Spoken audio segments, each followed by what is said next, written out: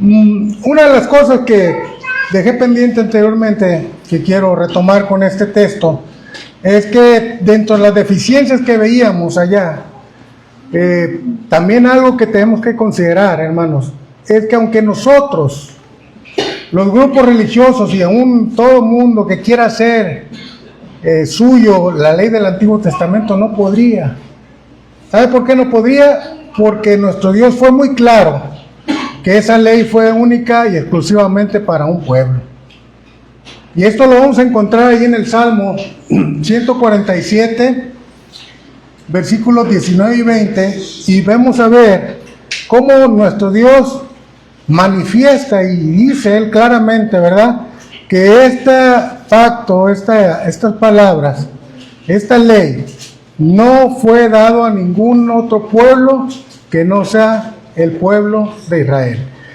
Dice Salmos 147, versículos 19 y 20, dice: ha manifestado sus palabras a Jacob, sus estatutos y sus juicios a Israel.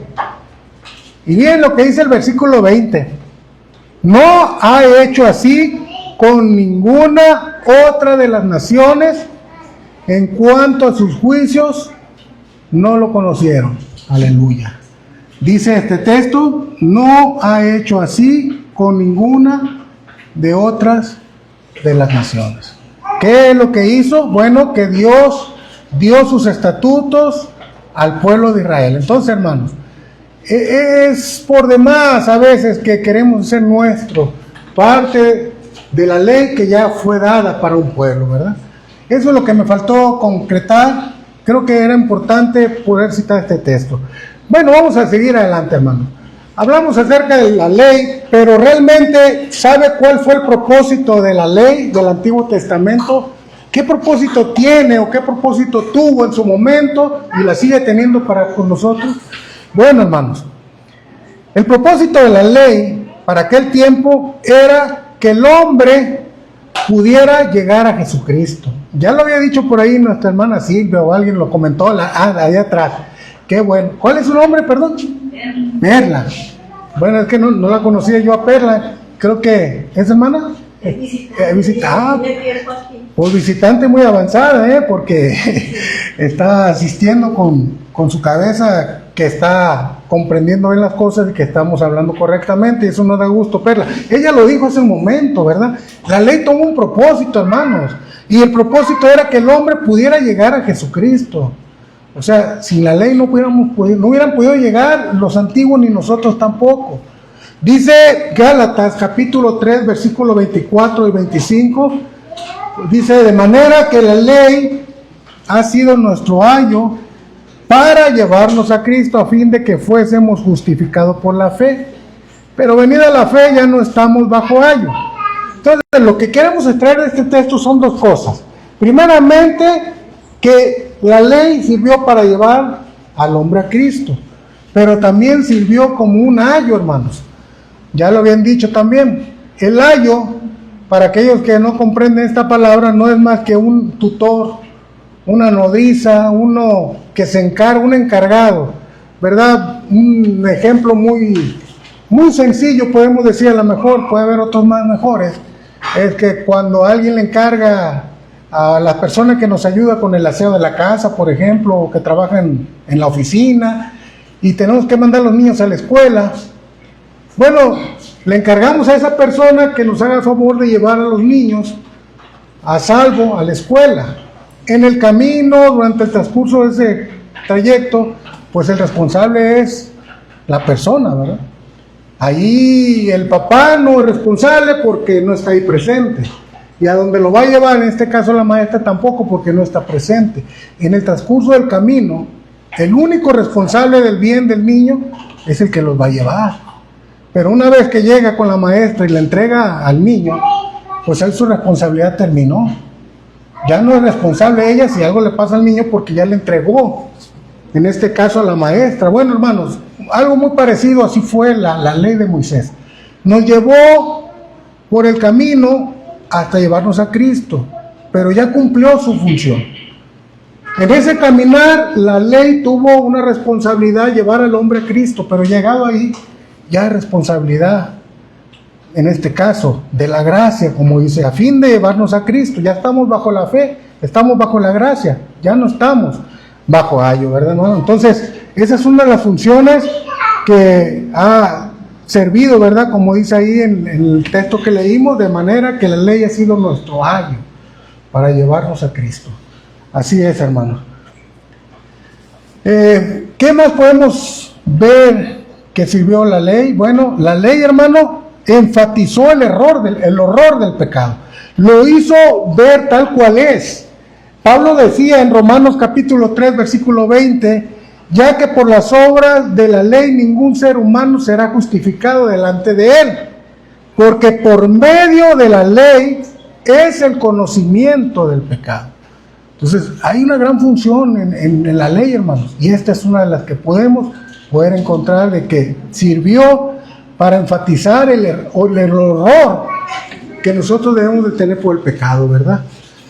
Hermanos, ¿qué ventajas tiene la nueva ley en Cristo sobre el Nuevo Testamento, el Antiguo Testamento? Tenemos que ver las ventajas. Hay virtudes especiales que tenemos nosotros los cristianos por estar bajo la gracia.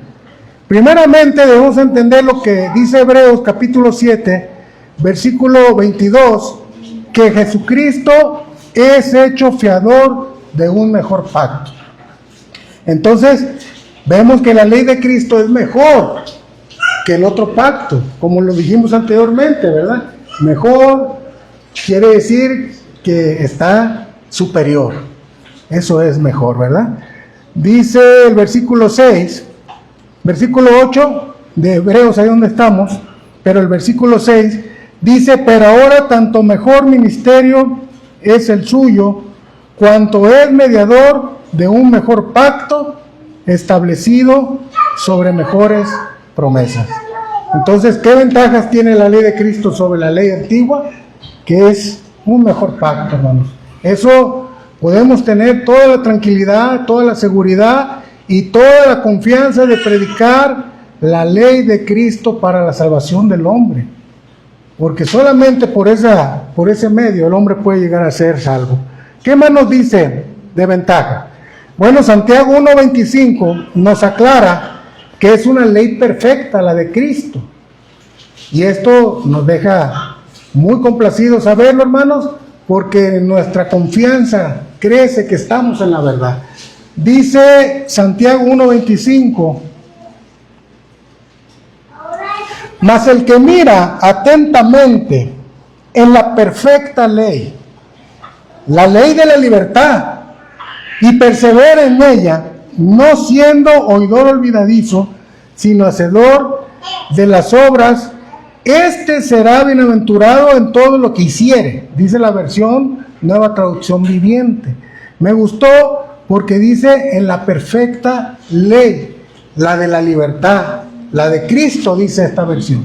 Entonces, hermanos, tenemos que tener esa confianza, ¿verdad? Que se trata de una ley perfecta. Vimos la imperfección de la antigua ley, pero en esta estamos viendo la perfección.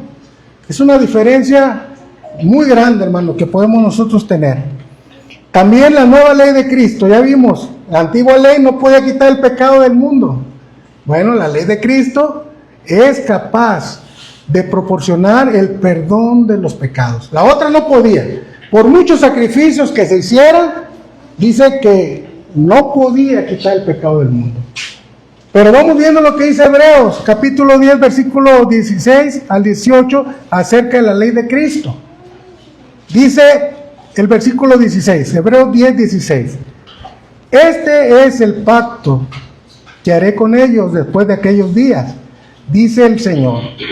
Pondré mis leyes en sus corazones y en sus mentes las escribiré. Añade, y nunca más me acordaré de sus pecados y transgresiones, pues donde hay remisión de estos, no hay más ofrenda por el pecado. Entonces, el Antiguo Testamento no podía quitar el pecado. Vemos que la ley de Cristo sí existe la remisión de los pecados. La palabra remisión tiene que ver con disminución o eliminación. Así viene en el significado del diccionario. En este caso, para nuestro beneficio, podemos entender que la ley de Cristo perdona los pecados. Se quita totalmente el peso del pecado. No significa que ya no podemos pecar. Eso es lo que mucha gente piensa. Bueno, pues hay una doctrina, ¿verdad? Una vez salvo, siempre salvo. No. Sabemos que si la gente peca, puede arrepentirse y volver a restablecerse con nuestro Dios, ¿verdad? Por medio de Jesucristo. Entonces es muy importante esto, saber que la nueva ley sí otorga la remisión de los pecados. Dice, pues donde hay remisión de pecados, no hay más ofrendas que hacer ya por esos pecados. Hermanos, ¿qué más podemos tener en los beneficios que existe bajo el Nuevo Testamento? Bueno, los pecados se pueden lavar bajo el régimen del Nuevo Testamento, ¿verdad? Y esto lo hacemos a través del bautismo. Nuestro hermano hablaba que una vez que somos bautizados, pues tenemos un regalo, ¿verdad? Dios nos da el Espíritu Santo, que es el que nos ayuda en tantas tribulaciones, en nuestras dificultades. A veces cuando tenemos dudas, bueno, leyendo la palabra el Espíritu Santo ilumina nuestro pensamiento. Entonces, en este nuevo pacto hay una ley en el cual nosotros podemos lavar los pecados, y esa ley es mandada por nuestro Señor a través del bautismo. Esa es la ventaja, ¿verdad? Que a través del bautismo que está mandado en el nuevo pacto, podemos nosotros lavar nuestros pecados. Dice, en un ejemplo muy claro, es el caso de Saulo de Tarso. Todos conocemos a Saulo de Tarso, quien fue conocido posteriormente como el apóstol Pablo, ¿verdad? Era un hombre, como decía nuestro hermano anteriormente, que era un hombre religioso, aventajaba en la cuestión de los conocimientos, pero aún así, él estaba viviendo bajo la ley antigua. El régimen que tenía y de lo cual era elocuente era bajo la ley del antiguo pacto. Pero al llegar a los pies de Cristo, hermanos, él tuvo que despejarse de todo eso y empezar una nueva ley, a predicar la nueva ley de Jesucristo, pero para eso tenía que lavar sus pecados. ¿Cómo lo vemos? Bueno, que a través del bautismo se puede lograr. Entonces, hermanos, nosotros podemos tener la seguridad que nuestros pecados han sido lavados por medio del bautismo. Aunque a pesar de que haya tanto crítico contra el bautismo, podemos entender que el bautismo es esencial para lavar los pecados. Hechos 22:16. Vemos aquí el ejemplo del apóstol Pablo cuando Ananías lo visita. Quiero pensar un poquito, hermanos, cómo sucedieron los casos. Yo creo que se vale que podamos nosotros en nuestro pensamiento, de acuerdo a lo que la Escritura nos enseña, poder recrear cómo sucedieron las cosas. Yo quiero pensar a un Pablo que estaba ciego, que estaba en ayuno, que estaba orando, que consideraba él que había hecho mal, que había creído inclusive, pero se encontraba todavía en un problema que era el pecado.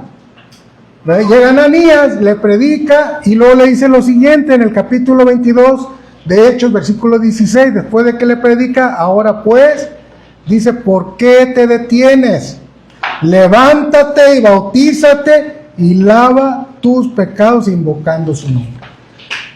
Este mandamiento lo encontramos en el nuevo pacto, hermanos. En el antiguo pacto no era así la forma de lavar los pecados. Vea cómo hay una ventaja que nosotros podemos tener. Antes, como ellos se justificaban o podrían un poquito calmar su culpa, pues era matando animalitos, ¿verdad? Como ya lo hemos dicho en los holocaustos. Pero ahora la manera en que nosotros podemos lavar los pecados, lo encontramos bajo el nuevo pacto a través del bautismo. Hermanos, qué bendición nosotros tenemos hoy, ¿verdad? Que no la tenían los antiguos. Entonces, en ese sentido, estamos viendo la diferencia entre la ley de Cristo y la ley de Moisés. Las leyes fueron diferentes, la adoración cambió y cambió la manera en que Dios puede perdonar los pecados. Vamos a rapidito para ir avanzando porque quiero sintetizar un poco para terminar, hermanos. La pregunta que dijimos ya está contestada, pero tengo que seguir el orden que tengo aquí establecido. Exactamente, ¿cuándo entró en vigor la ley de Cristo? Yo les decía al principio, ¿verdad?, que muchos grupos religiosos se han confundido en esto. Pero nosotros que tenemos, hermanos, la doctrina de nuestro Señor, debemos de saber que nuestro Señor Jesucristo nació y vivió bajo la ley de Moisés. O sea, muchos creen que en vida del Señor el nuevo pacto ya entró en vigor, el hecho del nacimiento. Hay algunos grupos religiosos que dicen que ahí empieza la gracia con el nacimiento de Jesús. Pero la nueva ley no entró ahí. Nosotros debemos de entender que Cristo nació y vivió y murió bajo la ley del Antiguo Testamento. Por lo tanto, Él todavía fue parte de los mandamientos de la ley. Gálatas 4:4 es un texto que nos ayuda a poder entender y poder enseñar a los que se encuentran confundidos en cuanto a cuándo entró el nuevo pacto. Dice Gálatas 4:4, pero cuando vino el cumplimiento del tiempo, ¿se acuerda que así dijimos que también se le podía llamar a la nueva dispensación? El cumplimiento del tiempo. Aquí vemos este texto. Este texto nos dice que a esta dispensación que estamos viviendo es el cumplimiento de los tiempos. Era un paréntesis nomás. Dice así, pero cuando vino el cumplimiento del tiempo, Dios envió a su Hijo, nacido de mujer y nacido bajo la ley. Nació bajo la ley. Por lo tanto, Jesús tenía que cumplir la ley. Él era obediente a los mandamientos de la ley. Él no vino a quitar la ley, no vino a abrogarla, vino a cumplirla. Y el Señor la cumplió hasta el último instante. Sin embargo, en su vida podemos ver que sus enseñanzas ya empezaban a vislumbrar lo que vendría de la gracia. Porque en muchas ocasiones Él dijo al Señor, oíste que fue dicho a los antiguos, ojo por ojo, diente por diente. Ahora yo digo, ama a tus enemigos, perdona a los que te ofenden. Entonces, en la vida de Jesús empezaba a ver ciertas enseñanzas que dejaba ver lo que vendría. Y eso le causó al Señor mucha discrepancia con los grupos religiosos de aquel tiempo. No entendieron, por ejemplo, los fariseos eran uno de ellos. Oye, ¿cómo puedes sanar en día de reposo? ¿No sabes que está prohibidísimo hacer cualquier actividad y hasta hacer el bien? Porque lo que estaba haciendo Jesús era un bien. Y es lo que el Señor le decía. Quiere decir que no vas a rescatar a tu animal si tú lo ves que cae en pozo, nomás porque es día de reposo. Iban más a los extremos ellos. Pero en su afán de cumplir la ley, hermanos, criticaban al Señor. Pero el Señor muchas veces empezó a mostrar lo que vendría de cambio, en lo que Él enseñaría y lo que dejaría como un legado para nosotros, hermanos. Es que esto nosotros lo tenemos que ver como un legado directo de Jesucristo. Y darle ese valor, aquilatar ese valor, que esto nos lo dejó el Señor establecido. Por eso yo siento mucha tristeza a la gente, que ahorita vamos a ver ese punto, ¿verdad? Que la gente desprecia las enseñanzas del Señor. Y es que para mí es como decirle a Cristo, cuando se aferra a la gente a guardar la ley y despreciar lo que Cristo dejó en su legado, como decirle, de nada sirvió lo que tú viniste a dejarnos, porque yo quiero por mis conveniencias, por mis gustos, seguir cumpliendo una ley que ya está quitada, es obsoleta para la salvación. No deja de ser palabra de Dios, pero no podemos nosotros basar nuestra salvación en la ley del Antiguo Testamento. No nos va a llevar a la salvación únicamente, ¿verdad? Entonces, hermanos, dijimos que Jesús nació bajo la ley, pero el cumplimiento para que empezara a iniciar la nueva ley, Hebreos 9, del 15 al 17, nos dice exactamente cuándo fue que entró en vigor el nuevo pacto. Vamos a leerlo, hermanos. Hebreos capítulo 9,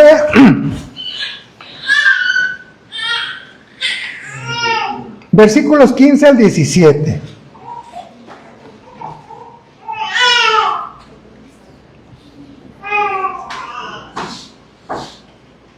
Así que por eso es mediador de un nuevo pacto, para que interviniendo muerte para la remisión de las transgresiones que había bajo el primer pacto, los llamados reciban la promesa de la herencia eterna. Porque donde hay testamento, es necesario que intervenga muerte del testador, porque el testamento con la muerte se confirma, pues no es válido entre tanto que el testador vive. Ponga atención a lo que dice el 17, que sigue siendo una ley universal vigente, ¿verdad?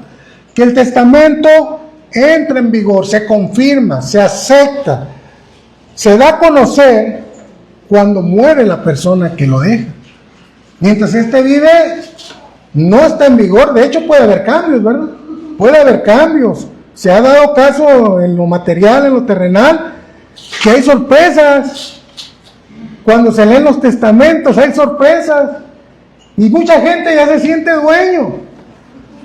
Inclusive se presenta a reclamar lo suyo. Aquí tengo el testamento, pero le brinca el hermano que estaba muy calladito.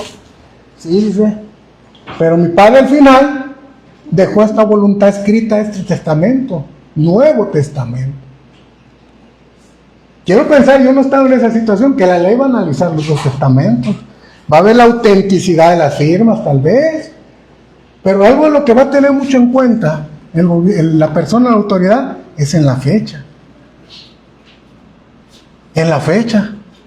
Porque mientras aunque era firma y era ley, tiene mayor vigor y está en vigencia porque es más reciente, más nuevo, más autorizado. Entonces, hermano, eso entra cuando muere el testador.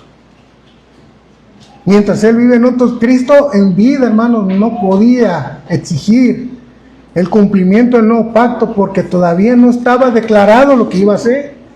Estaba oculto, si lo vemos de una forma literal como nosotros lo vemos humanamente, pues el testamento estaba sellado hasta que muere el Señor. Es descubierto la voluntad de Cristo. Entonces, hermanos, ¿cuántas cosas no cambiaron con este pacto nuevo? Miren, nació la iglesia, no existía la iglesia. ¿Por qué? Porque Cristo tenía que ser la cabeza y tenía que morir. O sea, muchas cosas se beneficiaron, nos beneficiamos y se beneficiaron la gente de aquel tiempo con el nuevo pacto. Al abrirse el sobre del nuevo pacto, se descubrieron muchas cosas que los demás les costó trabajo recibirlo.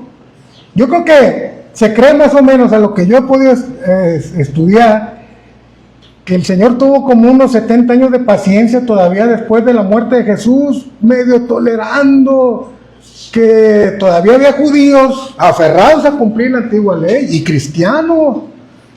Porque acuérdense que en los principios, hermanos, había una división en la iglesia. ¿Cuál era el problema? Que muchos cristianos judíos querían hacer que se cumpliera la ley de Moisés, que se circuncidaran. Entonces, yo lo veo así que el Señor tuvo cierta tolerancia al principio porque pues hasta les dejó el templo por lo menos 70 años, ¿verdad, hermano? Creo que fue la destrucción en el año 70. En el 70 les quitó el templo. Ahí sí ya, porque todavía en el tiempo del apóstol Pablo, ¿a dónde iban todavía los devotos? Al templo, iban a la oración al templo y eran cristianos. Había cierta tolerancia que el Señor pudo tener tal vez con la iglesia al principio porque no fue como algo de quitarlo así exactamente porque era difícil, era algo que estaba muy arraigado. Hermanos, pero nosotros ya no tenemos ninguna justificación ahorita, ya no. De hecho, a Pablo fue a presentar votos al templo, hasta se rapó y estuvo celebrando la fiesta de los panes sin levadura todavía. Por allá, en Hechos 20, en 19, por allá a finales del capítulo 19, vemos que Pablo participó de la fiesta de los panes sin levadura y luego dice, y 5 días después nos reunimos y partieron el pan con la iglesia, la cena del Señor. Lo que le quiero decir, hermano, que todavía al cambio de la transición el Señor tuvo cierta paciencia. Yo lo veo así. A lo mejor puedo estar equivocado porque no quiero ponerlo como una ley. Pero por los escritos vemos, hermanos, que el Señor tuvo cierta tolerancia al principio del cambio de ley. Pero aún así, nunca cedieron los apóstoles a que se siguiera guardando la ley del Antiguo Testamento. Por ahí en Hechos 15 vemos la gran discusión que tuvo el apóstol Pablo con los hermanos. Tuvieron que reunirse en Jerusalén, los apóstoles con los ancianos en la iglesia, y llegaron a un acuerdo que ya no se obligara a guardar la ley del Antiguo Testamento a los cristianos que venían del gentiles, ¿verdad? A los gentiles. Porque los otros todavía había, acuérdense que hasta había una cierta división entre los apóstoles, ¿verdad? Se consideraban que los que venían de Jacobo eran los que eran muy rigurosos de la ley. Por eso vemos en Gálatas cuando Pablo y Pedro tuvieron ese encuentro, que Pablo vio que se estaba simulando cierta hipocresía de parte de Pedro. Dice la Biblia ahí en Gálatas 2, dice, cuando vino los de Jacobo, porque ellos defendían mucho, yo creo, la ley. Y entonces Pedro simulaba y luego se iba con los de la ley, comía. Entonces Pablo vio el mal ejemplo que estaban dando y ya sabemos la historia. Pero lo que les quiero decir, hermanos, la ley de Jesucristo entró con la muerte de Cristo. Aunque hubo cierta tolerancia en los primeros siglos, hermanos, nosotros ya no podemos ser tolerantes. No podemos ser tolerantes porque hay grandes consecuencias, que ahorita vamos a ver las consecuencias por seguir aferrados todavía, querer guardar la ley del Antiguo Testamento. Pero no estamos ofendiendo a Dios con esto, hermanos. No se sienta usted que digo, no, pues digo, voy a ofender a Dios, ya no voy a guardar la ley. No, ya lo entendimos, tuvo su tiempo, nos fue de gran utilidad, sigue siendo de gran valor para nosotros, pero ya no estamos bajo la ley del Antiguo Testamento. ¿Por qué, hermanos? Bueno, porque la Biblia dice que que el Antiguo Testamento ya fue anulado. El apóstol Pablo, escribiéndole a la iglesia en Colosas, dice en Colosenses capítulo 2, versículo 14 al 17, nos deja claramente, dice así la Biblia, anulando el acta de los decretos que había contra nosotros, que nos era contraria, y quitándola de en medio y clavándola en la cruz, despojando a los principados y a las potestades, los exhibió públicamente, triunfando sobre ellos en la cruz. Por tanto, nadie nos juzgue en comida o en bebida, o en cuantos días de fiesta, luna nueva o días de reposo, todo lo cual es sombra de lo que ha de venir, pero el cuerpo es de Cristo. Dice el texto, hermano, muy claro ahí en el versículo 14, anulando el acta, descalificando esa acta, ya fue quitada. Ya nadie nos puede juzgar hoy por comida ni bebida. Y sin embargo, ustedes saben que hay grupos que todavía juzgan por la comida.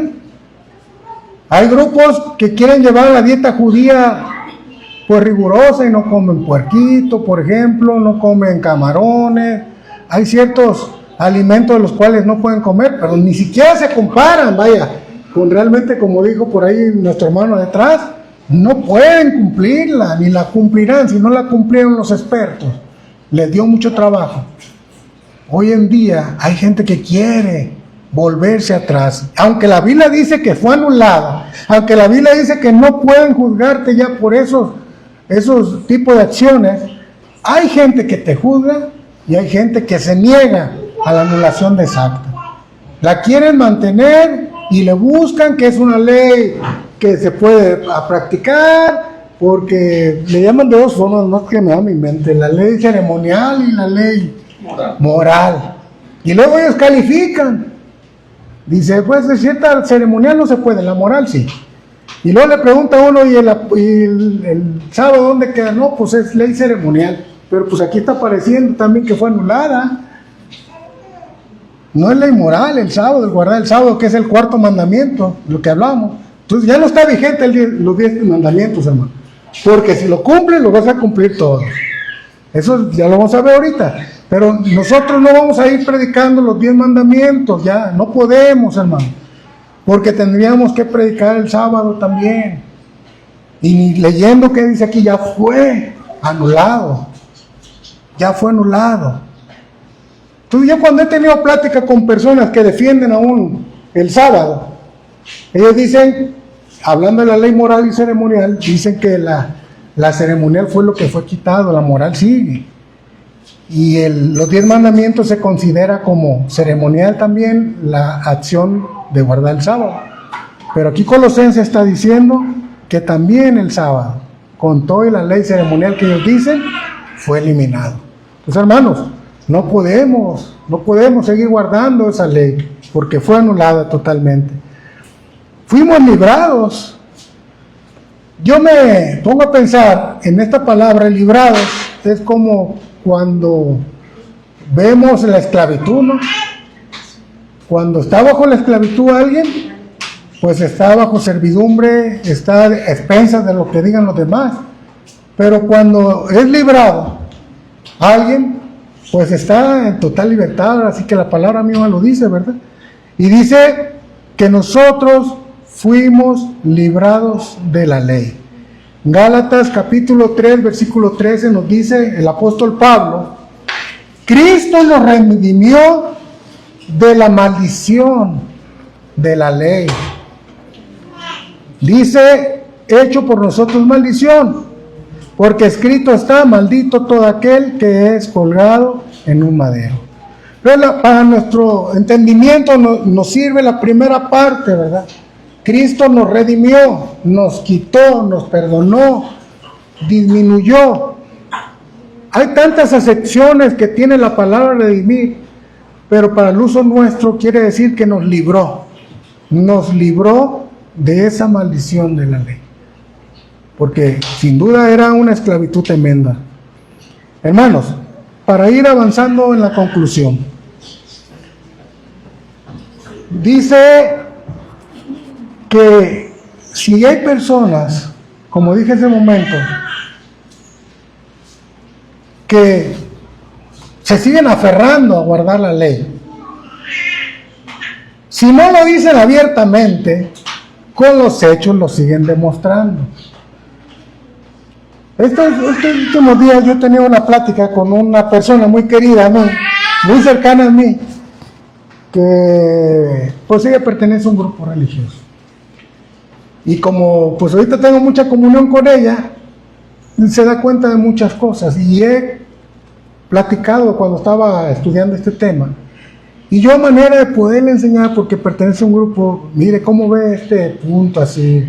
Mire, vamos analizándolo poco a poquito, la ley del antiguo. No, estamos bajo la gracia. Yo estoy de acuerdo que ya no estamos bajo el régimen de la ley.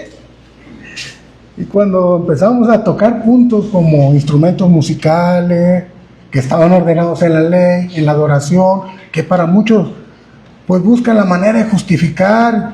Puede ser que se escucha bonito, y a lo mejor hay música apacible, pero a Dios no le plació y ponerlo nuevamente en la ley del nuevo pacto. O cuando hablamos del punto del diezmo, ¿verdad? Que también es una de las cosas que muchos grupos defienden.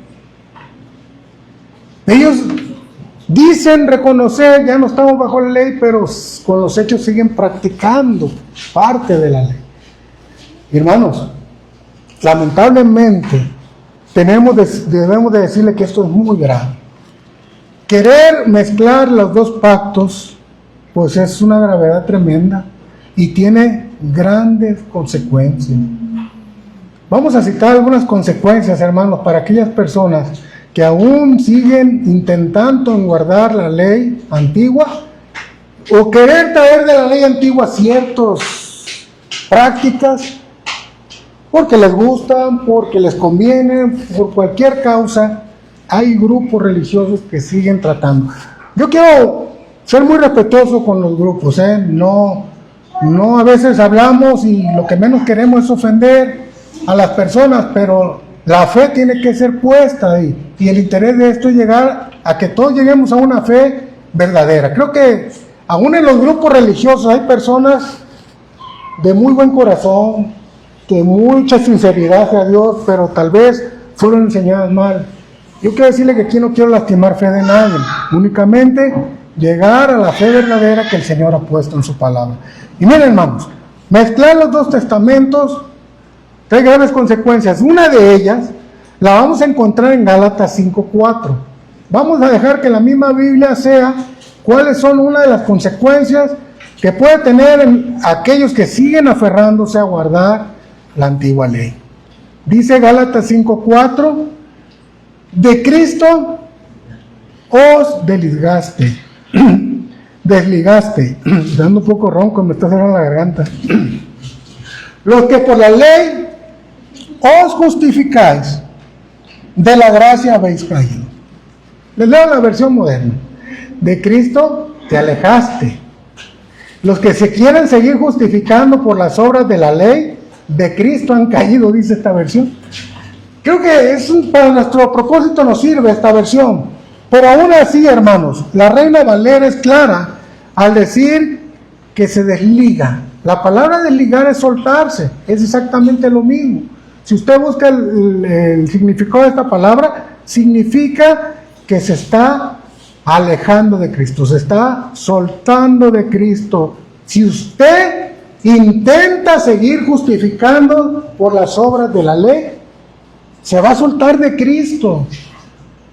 Y yo creo que ninguno de esas personas que siguen grupos religiosos quieren soltarse de Cristo. Muy en el fondo, vuelvo a repetir, pueden ser sinceras de corazón, pueden ser sinceras, porque yo he encontrado personas de corazón sincero.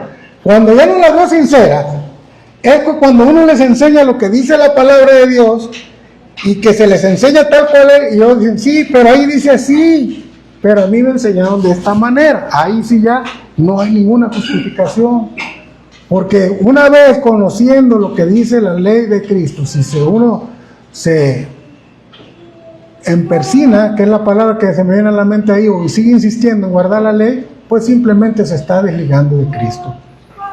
Dice este texto que también se cae de la gracia, pues es lo mismo, ¿verdad? Se cae de la gracia, pero también nos dice Gálatas que aquellos que todavía quieren justificarse por las obras de la ley o por la ley del Antiguo Testamento, caen en una maldición. Y esto es terrible, hermanos. Y a lo mejor no lo han considerado muchos grupos religiosos o no han puesto atención a lo que dice este texto. Pero este texto es claro, dice Gálatas 3:10, porque todos, no algunos, todos los que dependen de las obras de la ley están bajo maldición.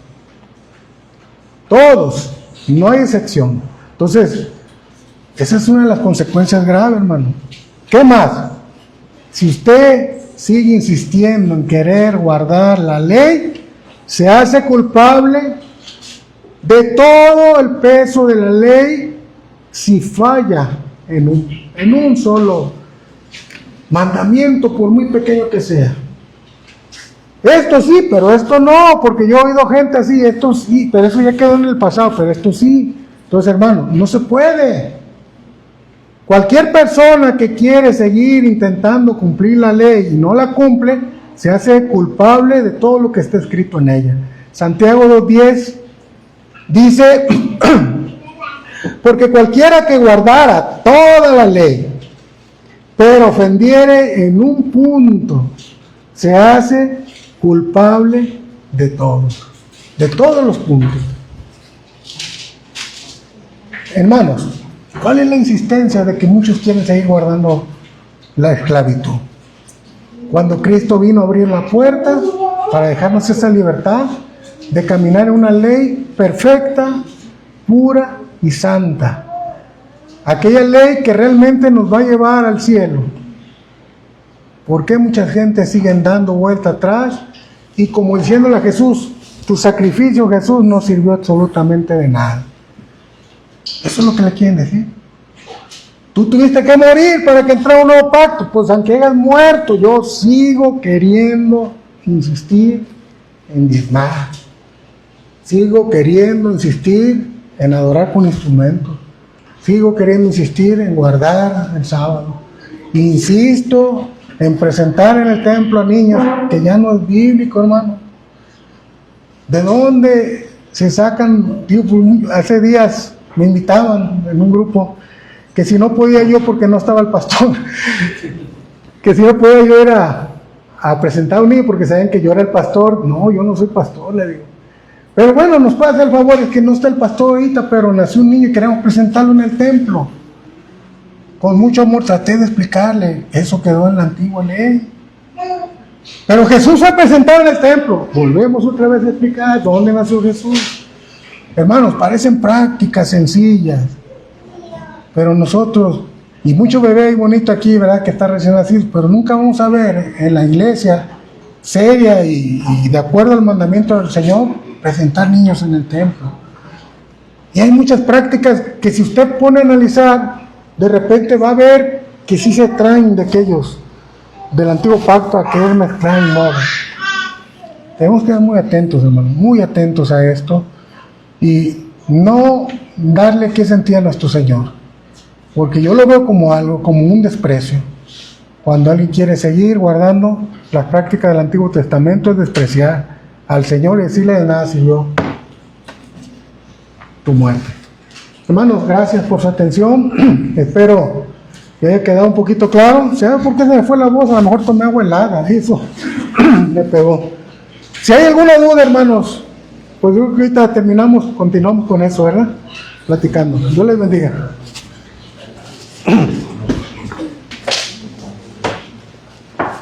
Me cerró la garganta.